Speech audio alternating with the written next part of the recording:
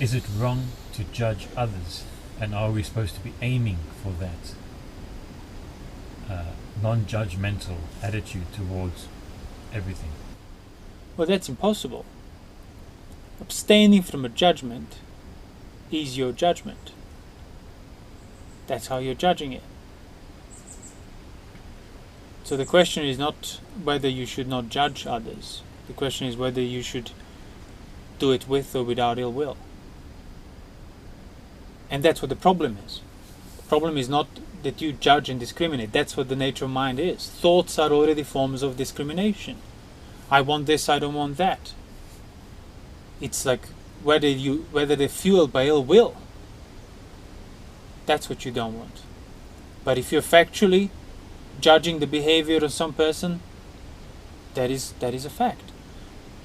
But if on account of that fact you feel superior, start involving your conceit, you feel they're inferior, again start involving your conceit, you feel righteous, you feel ill will, hatred, irritation towards them, that's why you're wrong. Not because there is a thought of judging and discriminating between agreeable, disagreeable, right or wrong. But it's harder to differentiate problem on that level because it's more personal and more kind of unpleasant as well, and also more ambiguous to work on. Your conceit and like whatever emotional background of it, it's much harder than to just, okay, I'll just remove the thoughts, I just will not judge. But that now makes you sacrifice your own intellect, your own mind. So then what? You don't judge the clearly immoral, unwholesome, deluded behavior? You pretend it's fine because you didn't know how to deal with the problem of it that you were experiencing. That's just a lazy attempt of trying to deal with the issue. So you have to recognize the mind judges yourself and others. That's what the mind does. Picks and chooses and discriminates. But do you feel superior on account of it? That's your problem. So don't feel superior on account of your thoughts. Don't feed them. Don't entertain them. Don't indulge them. Do you feel ill will on account of your thoughts? Same. Don't welcome it. Don't entertain it. Don't indulge it. Then you just have thought. Then if that thought was fueled solely by your ill will, once you stop fueling the ill will, the thought will disappear.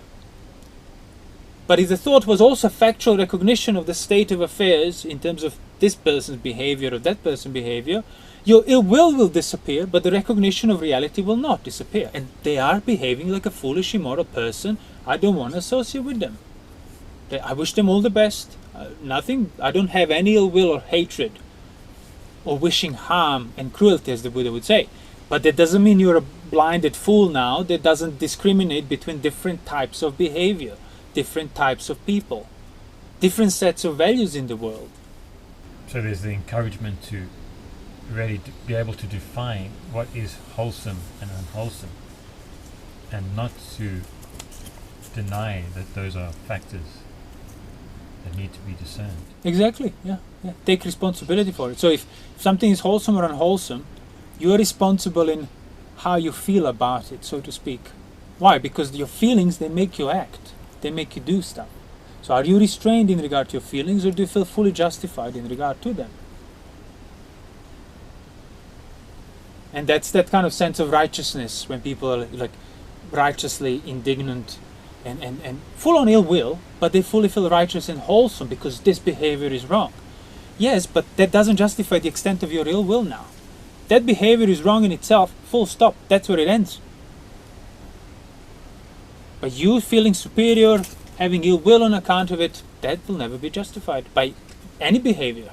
To the point, as the Buddha would say, even if highway robbers are sawing your limbs one by one, extremely unjust behavior, killing you basically, if you have cruelty and ill will towards them, you have not fulfilled the Dhamma.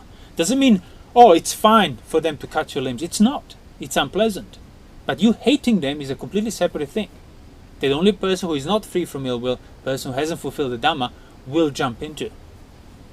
Hence, passion, ill will, distraction, delusion is something you are always responsible, regardless of the circumstances that are seemingly pressuring you into it.